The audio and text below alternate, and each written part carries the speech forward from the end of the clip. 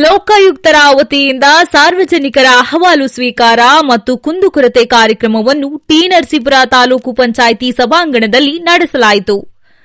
Lokayukta DYSP Venkatesh ಅವರ ಅಧ್ಯಕ್ಷತೆಯಲ್ಲಿ ನಡೆದ ಕಾರ್ಯಕ್ರಮದಲ್ಲಿ ಅಹವಾಲು ಸ್ವೀಕಾರ ಮತ್ತು ನಂತರ ಮಾತನಾಡಿದ ಅವರು 22 ಜನರಿಂದ 28 ಅರ್ಜಿಗಳು ಬಂದಿವೆ. ಸರ್ಕಾರಿ ಅಧಿಕಾರಿಗಳು ಸಮರ್ಪಕವಾಗಿ ಜನ ಮೆಚ್ಚುವಂತಹ ಕೆಲಸ ಮಾಡಿ, ಸಾರ್ವಜನಿಕರನ್ನು ಸುಖಾಸುಮ್ಮನೆ ಅಲಿದಾಡಿಸಬೇಡಿ.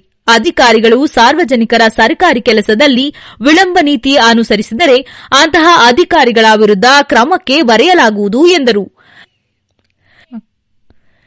DYSP Venkatesh, Lokayukta Mysuru inspector Umesh, police inspector Dhananjay, EO ಡಾ ರಂಗಸ್ವಾಮಿ, ಶಿರಸ್ತೇದಾರ್ ಮಂಜುಳಾ ಸೇರಿದಂತೆ ತಾಲೂಕು ಮಟ್ಟದ ಅಧಿಕಾರಿಗಳು ಇದ್ದರು.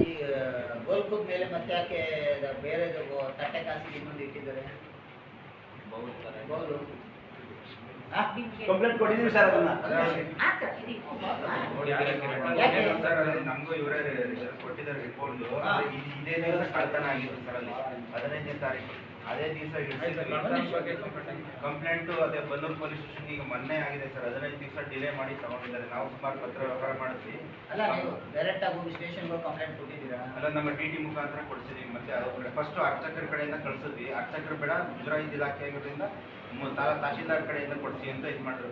ಸೊ ನಮ್ಮಿಂದ 2-3 ಸತಿ ಲೆಟರ್ ಐತಿ. 2-3 ಸತಿನೂ ಅವ್ರು ಇದು ಮಾಡಿಲ್ಲ. ಆಮೇಲೆ ಮೊನ್ನೆ ಇದು ಮಾಡಿದ್ದಕ್ಕೆ SP ಅವ್ರಿಗೆ ಕಾಪಿ ಹಾಕಿದ್ದಕ್ಕೆ ತಗೊಂಡು FIR ಮಾಡಿ FIR ಕಾಪಿ ಕಳಿಸ್ಬೇಕು. ಕೊಡಲೇಬೇಕು, ಮಾಡಲೇಬೇಕು.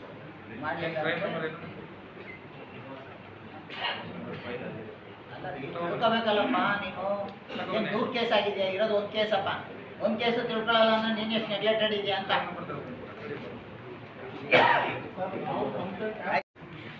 ಬಂಗ್ಲೆ ಇದೆ, ಮನೆ ಇದೆ, ಸೈಟ್ ಇದೆ, ಜಮೀನ್ ಮಾಡಿದ್ದಾರೆ. ದುಡ್ಡು ಕೊಟ್ಟಿದ್ದೀನಿ. ಆಗ ತಾವು ಕೊಡ್ಬೇಕಾಗಿತ್ತು, ಪ್ರಾದೇಶಿಕ ತನಿಖೆ ಮಾಡಿ ಅಂತ ದುಡ್ಡು ಕೊಟ್ಟಿದ್ದೀವಿ.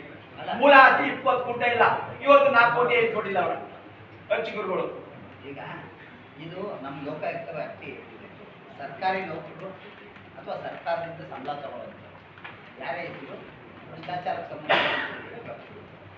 ಆಯ್ತಾ. ಈಗ ಇದಕ್ಕೆ ಸಂಬಂಧಪಟ್ಟಂತೆ ಏನಿದೆ, ತಹಶೀಲ್ದಾರ್ ಮೇಲೆ ಕ್ರಮ ತಗೋಬೋದು, ಸಂಬಂಧಪಟ್ಟಂತ ಕಿರಣ್ ಮೇಲೆ ನಾವು ಕ್ರಮ ತಗೋಬೋದು. ಆಯ್ತಾ? ಯಾಕಂದ್ರೆ ಅವ್ರು ನೋಡ್ಬೇಕು, ಅವ್ರು ಸೂಪರ್ವಿಷನ್, ಅವ್ರು ಲ್ಯಾಬ್ಸಸ್. ಹಾಗಾಗಿ ಈ ಸಂಬಂಧಪಟ್ಟಂತೆ ಅವ್ರನ್ನ ಒಂದ್ಸಲ ಕರೆಸಿ. ಯಾರಪ್ಪ ಕಿರಣ್ ಇದರ ಇದು ಬಂದಿದ್ದೀರಾ? 2019-2025 ಆಯ್ತು ನೋಡಿ ಸರ್, ಇಷ್ಟು